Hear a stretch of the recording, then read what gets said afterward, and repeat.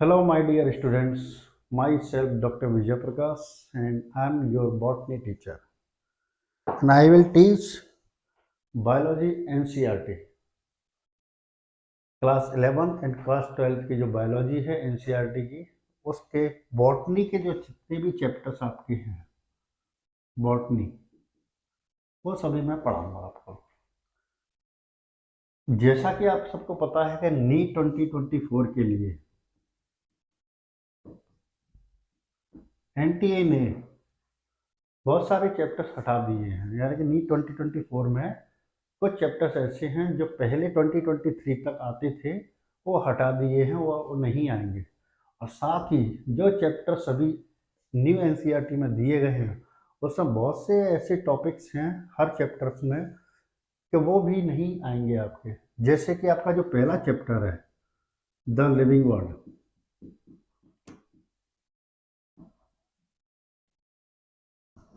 इस living world से दो टॉपिक हटा दिए गए हैं। एक तो आपका फीचर्स वाला, फीचर्स ऑफ लिविंग ऑर्गेनिज्म वाला,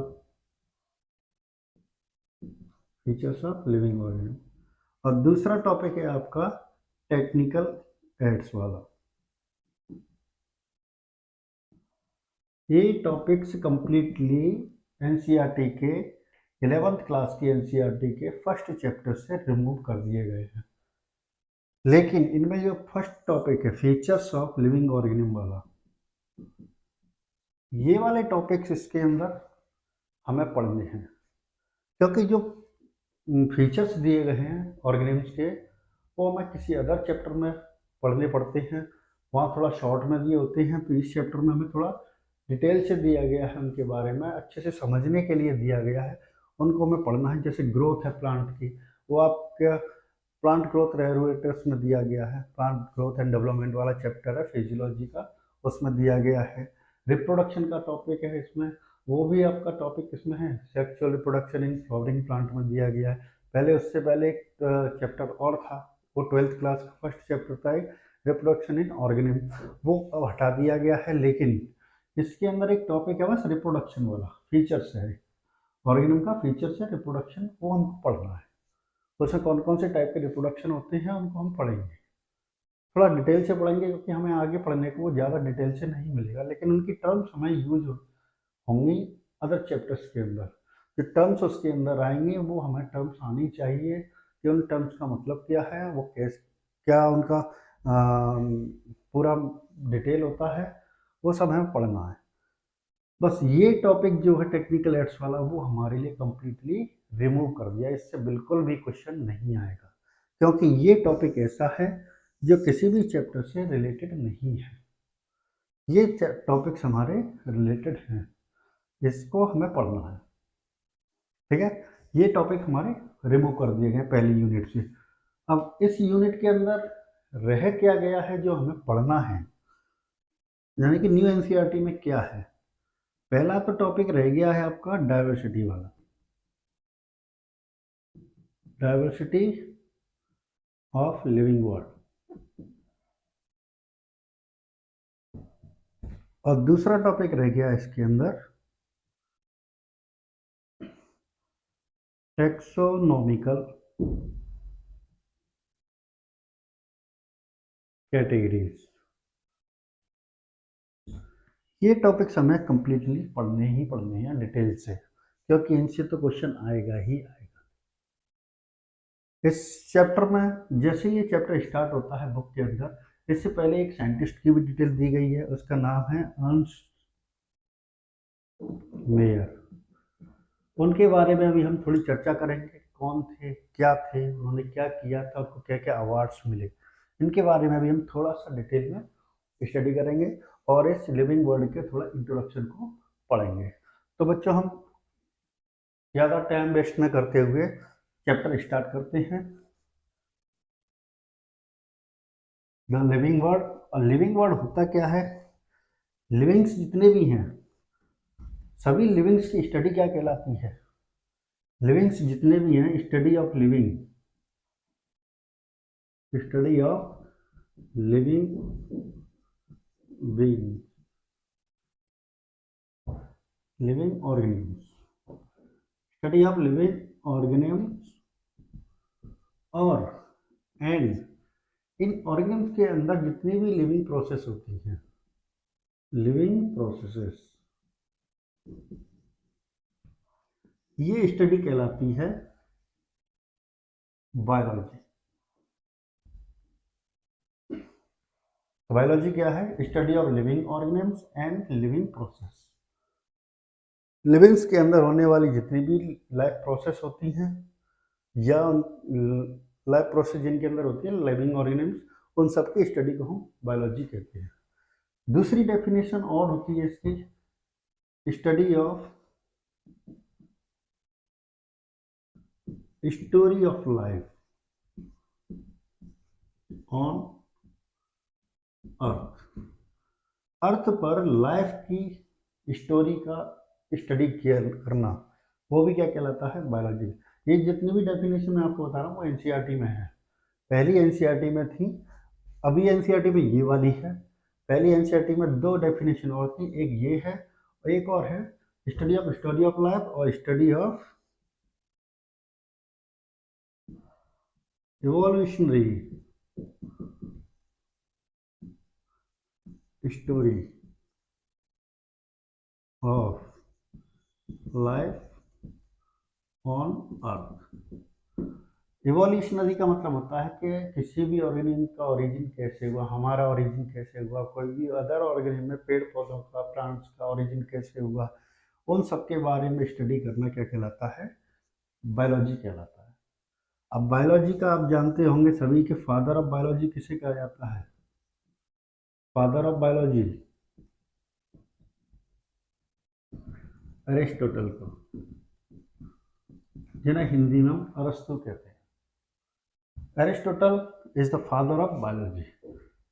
बायोलॉजी की दो ब्रांच होती हैं मेन बायोलॉजी की। अभी हम इंट्रोडक्शन पढ़ रहे हैं लिविंग्स का, कि हम लिविंग्स को किस किस चीज़ में स्टडी करते हैं, फिर लिविंग्स की स्टडी क्या क्या कहलाती है। तो दो ब्रांच हैं इसकी मेजर, एक है जूलॉजी और एक है बॉटनी। तो जूलॉजी तो आप जानते हो कि स्टडी ऑफ एनिमल्स, एनिमल्स की स्टडी को हम जूलॉजी कहते हैं। और फादर ऑफ जूलॉजी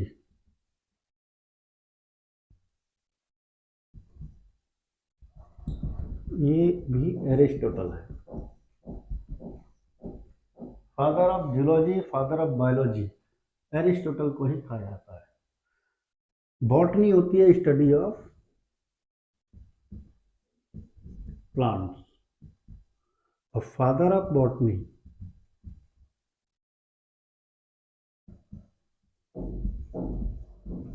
इनका नाम है थियोफ्रेस्टस। आपकी बुक में बहुत सारे साइंटिस्ट के नाम आएंगे, इनका आपको पता होना चाहिए। ये नाम आपके बुक में नहीं है, बट आपको याद होना चाहिए कि फादर ऑफ जूलॉजी कौन है, फादर ऑफ बॉटनी कौन है, फादर ऑफ बायोलॉजी किसे कहते हैं, बॉटनी क्या होती है, जूलॉजी। ये सिंपल सिंपल डेफिनेशंस हैं जो आपको पता होना चाहिए, ठीक है ना। तो बायोलॉजी होती है study of living organisms and living processes. Study of story of life, life की जो स्टोरी है वो उसको भी स्टडी करना बायोलॉजी कहलाता है। अर्थ पर इवोल्यूशनरी स्टडी, लाइफ की जो इवोल्यूशनरी स्टडी है उसको भी हम क्या कहते हैं? बायोलॉजी कहते हैं। बायोलॉजी की दो ब्रांच, बायोलॉजी के फादर हैं अपने एरिस्टोटल, और बायोलॉजी की दो ब्रांच हैं, मेजर ब्रांच हैं आपकी जूलॉजी एंड बॉटनी। जूलॉजी में हम एनिमल्स की स्टडी करते हैं, फादर ऑफ जूलॉजी एरिस्टोटल को ही कहा जाता है। और बॉटनी की स्टडी, बॉटनी में हम प्लांट्स की स्टडी करते हैं, फादर ऑफ बॉटनी थियोफ्रेस्टस को कहा जाता है। अब हम उन साइंटिस्ट के बारे में बात करेंगे, उस महान साइंटिस्ट, ग्रेट साइंटिस्ट हुए थे अपने जर्मनी में।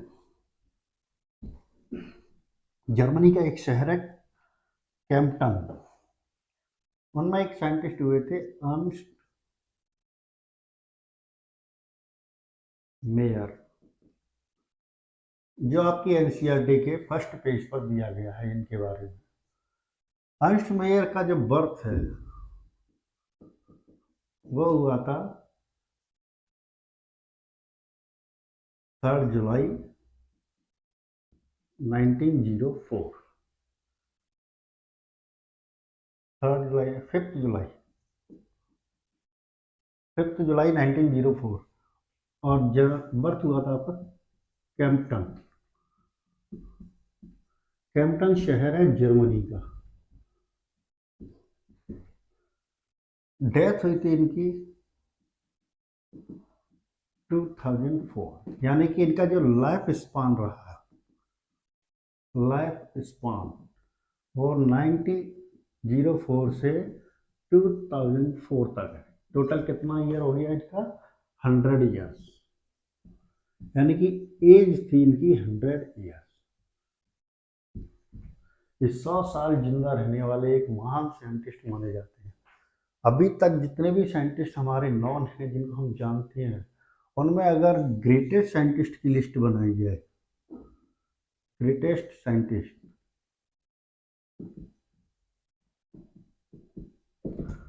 उनमें से 100 ग्रेटेस्ट साइंटिस्ट की लिस्ट बनाई जाए तो one of the greatest scientist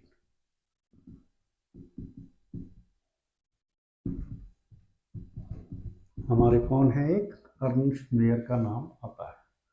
अगर अभी तक नॉन जितने भी महान साइंटिस्ट हुए हैं, ग्रेट साइंटिस्ट, उनमें से 100 साइंटिस्ट, ग्रेट साइंटिस्ट की अगर लिस्ट बनाई जाए तो उनमें एक नाम अर्नेस्ट मेयर का भी आता है। तो इनका आपको याद रखना है, इनकी एज भी 100 ईयर्स थी और 100 ग्रेटेस्ट साइंटिस्ट की लिस्ट में भी इनका नाम इंक्लूड किया जाता है। इन्होंने एक कंसेप्ट दिया था बायोलॉजी का, स्पीशीज के बारे में, वो आपको बता देता हूं मैं। इन्होंने कंसेप्ट प्रपोज्ड, बायोलॉजिकल कंसेप्ट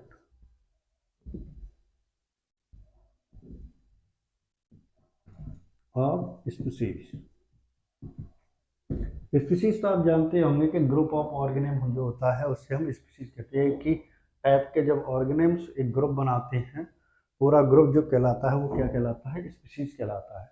लेकिन उस स्पीशीज की कुछ डेफिनेशन थी, कुछ कैरेक्टरिस्टिक थे जो डिफाइन किए थे अर्नेस्ट मेयर ने, और उन कैरेक्टरिस्टिक्स को कंबाइंडली उन्होंने क्या कहा? Biological concept of species. और इस बायोलॉजिकल कंसेप्ट ऑफ स्पीशीज के अकॉर्डिंग क्या क्या कैरेक्टर एक स्पीशीज में होने चाहिए वो मैं आपको बता देता हूं अभी।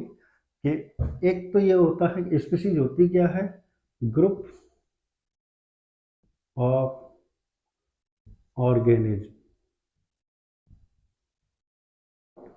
अब इन ऑर्गेनिज्म का जो ग्रुप है या इस ग्रुप के अंदर जितने भी ऑर्गेनिज्म हैं उनमें क्या कैरेक्टर होने चाहिए? ऑर्गेनिज्म कैसे हो? विच आर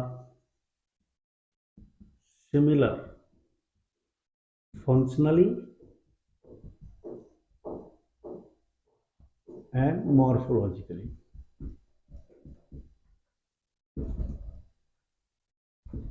दोनों ही तरीके से क्या होनी चाहिए? वो सिमिलर होनी चाहिए, मॉर्फोलॉजिकली भी और फंक्शनली भी। उनमें सिमिलरिटी होनी ही चाहिए। जैसे ह्यूमन बीइंग की पॉपुलेशन है पूरी, हम इंसानों की एक स्पीशीज है होमो सैपियंस।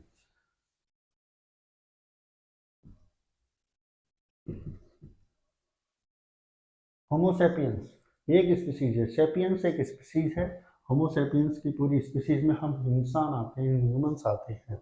ऐसे ही आपके ट्रिटिकम एस्टिवम, वीट की, वीट है, गेहूं, इसकी है ट्रिटिकम एस्टिवम, ये भी एक स्पीशीज है, वीट की स्पीशीज। इसमें जितनी भी गेहूं की वेराइटीज हैं ट्रिटिकम एस्टिवम में आती हैं। तो ये हमें याद होना, पता होना चाहिए कि स्पीशीज में क्या आता है। दूसरा इनका कैरेक्टर होना चाहिए कि एक ही स्पीशीज के जितने भी ऑर्गेनिम्स होंगे उनमें सभी जीन्स होंगे वो सभी ऑर्गेनिम में सेम होंगे, यानी कि एक ही ऑर्गेनिम के स्पीशीज के ऑर्गेनिम के जीन पूल क्या होगा? सेम होगा, शेयर सेम जीन पूल। अब जीन पूल क्या होता है? जीन पूल होता है, जीन मतलब जीन्स होते हैं ह्यूमन बॉडी के अंदर, डीएनए के अंदर जो भी जीन्स होते हैं उनको जीन्स कहा जाता है। और पूल मतलब combined, collection, collection of gene of an organism. एक ही ऑर्गेनिज्म के जितने भी जीन्स हैं उनका जीन का कलेक्शन क्या कहलाता है, जीन पूल कहलाता है। तो एक तीसरा पॉइंट है इसका कि एक ही स्पीसीज के जितने भी ऑर्गेनिम्स हैं वो कैसे होंगे, फर्टाइल होंगे, इंटरब्रीडिंग कर सकते हैं, capable to interbreed in nature.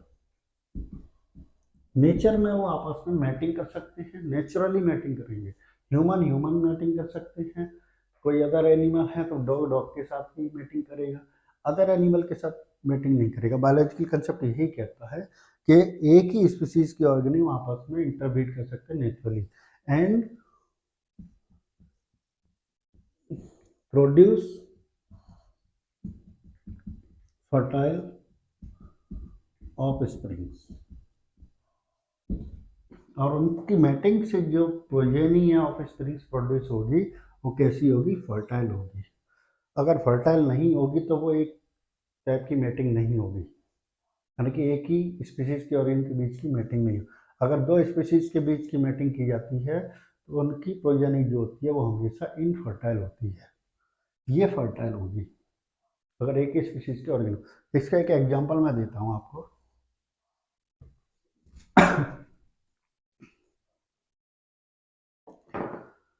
जैसे देखिए आप, फीमेल डोंकी है और फीमेल मेल डोंकी है और फीमेल हॉर्स जिसे हम कहते हैं मेयर, इनके क्रॉस से जो प्रोजेनी बनती है वो क्या कहलाती है, म्यूल कहलाती है। मेल डोंकी और या हॉर्स दोनों ही अलग अलग स्पीशीज के हैं। डोंकी की स्पीशीज अलग होगी, हॉर्स की स्पीशीज अलग होगी। दोनों के क्रॉस से, यहाँ हमने फीमेल हॉर्स को लिया है, मेल डोंकी को लिया है, इनकी क्रॉसिंग से, इनकी मेटिंग से जो प्रोजेनी बनी वो कैसी क्या कहलाती है, म्यूल कहलाती है। और म्यूल हमेशा कैसे होते हैं, इनफर्टाइल होते हैं। इनफर्टाइल का मतलब कैन नॉट रिप्रोड्यूस फर्दर, ये आगे रिप्रोडक्शन नहीं कर सकते हैं, डू नॉट रिप्रोड्यूस। म्यूल से कभी म्यूल नहीं बन सकता क्योंकि इसमें स्टेरिलिटी पाई जाती है, यानी कि इनफर्टिलिटी पाई जाती है, फर्टाइल नहीं होते, इनफर्टाइल। दूसरा ही इसका एग्जांपल है, इसका अपोजिट कर दो आप, मेल हॉर्स ले लिया और फीमेल डोंकी ले लिया। अगर इनका क्रॉस कराया जाता है, इनके बीच में मीटिंग की जाती है,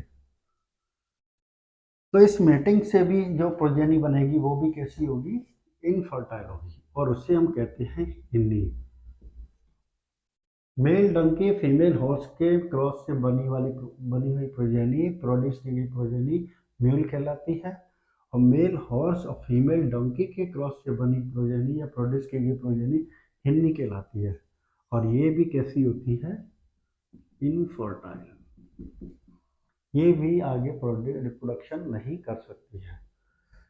तो आपने देखा कि अगर एक ही स्पीशीज के ऑर्गेनिज्म होंगे तभी वो फर्टाइल ऑफस्प्रिंग प्रोड्यूस करेंगे, जबकि डिफरेंट स्पीशीज के ऑर्गेनिज्म होंगे तो वो फर्टाइल ऑफस्प्रिंग प्रोड्यूस नहीं करेंगे। वो कैसे प्रोड्यूस करेंगे, इनफर्टाइल।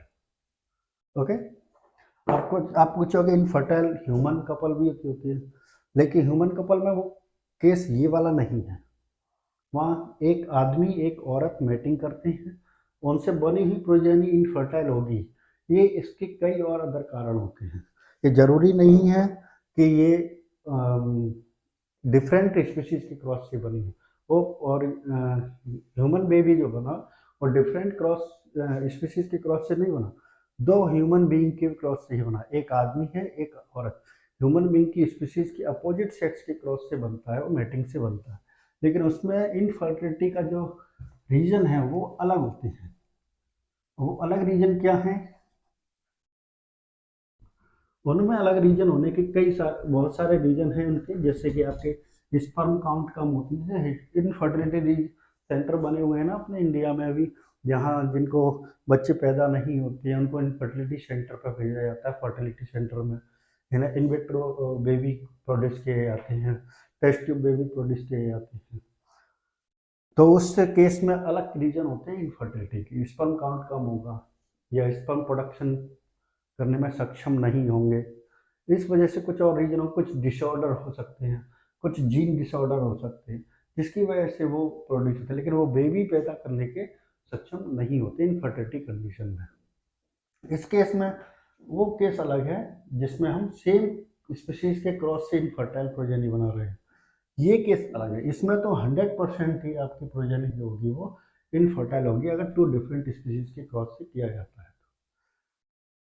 ओके, आगे देखते हैं अर्स्ट मेयर के बारे में कि अर्स्ट मेयर को अपनी लाइफ में बहुत सारे अवार्ड मिले, लेकिन उनमें 3 अवार्ड ऐसे थे जो उनको बहुत ही पॉपुलर बनाया जिन्होंने उनको, और उन तीनों अवार्ड को हम कहते हैं triple crown of biology. Biology की फील्ड में अर्स्ट मेयर को मिलने वाले 3 अवार्ड्स या प्राइज उनको कहा जाता है ट्रिपल क्राउन ऑफ बायोलॉजी, मैंने कहा जाता है ट्रिपल क्राउन ऑफ बायोलॉजी। और इनमें पहला अवार्ड है, बहुत प्रेस्टिजियस अवार्ड माने जाते हैं बायोलॉजी के फील्ड में जिस साइंटिस्ट को ये मिलते हैं, और उसमें पहला प्राइज था बाल्जन प्राइज, और ये मिला था इनको 1983। दूसरा प्राइज था इनका इंटरनेशनल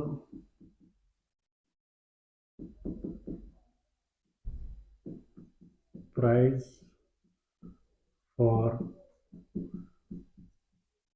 बायोलॉजी, और ये मिला था इनको 1994। और तीसरा प्राइज है क्रैफोर्ड प्राइज, और ये प्राइज मिला 1999। ये 3 प्राइज हैं जिनको हम ट्रिपल क्राउन ऑफ बायोलॉजी के नाम से जानते हैं, जो कि तीनों ही प्राइज अर्स्ट मेयर को अपनी लाइफ में मिले थे। इसके बाद एक पॉइंट और याद रखना है आपको, अर्स्ट मेयर एक इवोल्यूशनरी बायोलॉजिस्ट,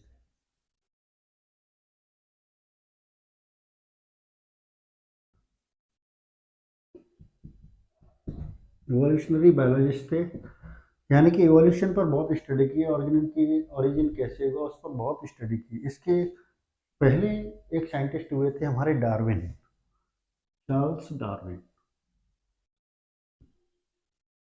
वो भी हमारे एक कैसे साइंटिस्ट, इवोल्यूशनरी साइंटिस्ट ही माने जाते हैं, बायोलॉजिस्ट माने जाते हैं, जिन्होंने एक बुक भी पब्लिश की थी ओरिजिन ऑफ स्पीसीज, और एक थ्योरी भी दी थी, थ्योरी ऑफ नेचुरल सिलेक्शन।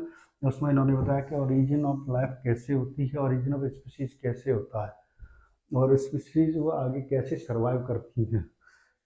इन्हीं के कंसेप्ट को ध्यान में रखते हुए इन्होंने अपनी, अर्स्ट मेयर ने भी अपना काम किया, अपना स्टडी की, अपनी रिसर्च की इन्होंने, और इवोल्यूशनरी बायोलॉजिस्ट के रूप में जाना जाता है इनको।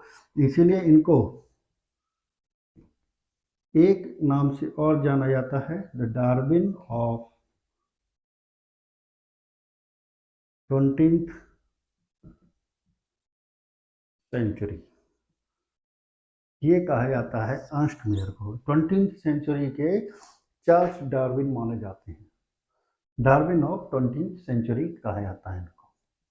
तो ये था थोड़ा इंट्रोडक्शन अर्स्ट मेयर का, और आगे की क्लास में हम पढ़ेंगे लिविंग वर्ड के बारे में।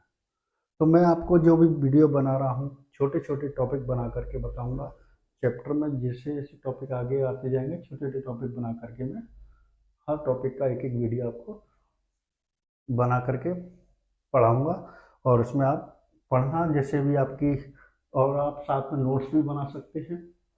हाँ, नोट्स बनाएंगे तो अच्छा रहेगा, क्योंकि नोट्स लिख करके पढ़ना ज़्यादा अच्छा रहता है। और छोटे छोटे टॉपिक इसीलिए कि बड़ा चैप्टर एक क्लास में कवर करना इम्पॉसिबल होता है अगर डिटेल से उसको पढ़ना है। शॉर्टकट में तो कोई भी 1 शॉट के वीडियो बहुत सारे मिल जाते हैं आपको, जिसमें कि एक ही लेक्चर में पूरा 2-3 घंटे का एक लेक्चर बना है, जिसमें आधी चीज़ें आपको पढ़ाई जाती है, आधी चीज़ें छोड़ दी जाती हैं।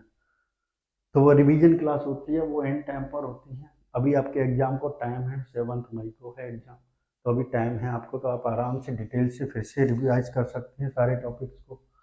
तो आज के वीडियो में इतना ही। Thank you students.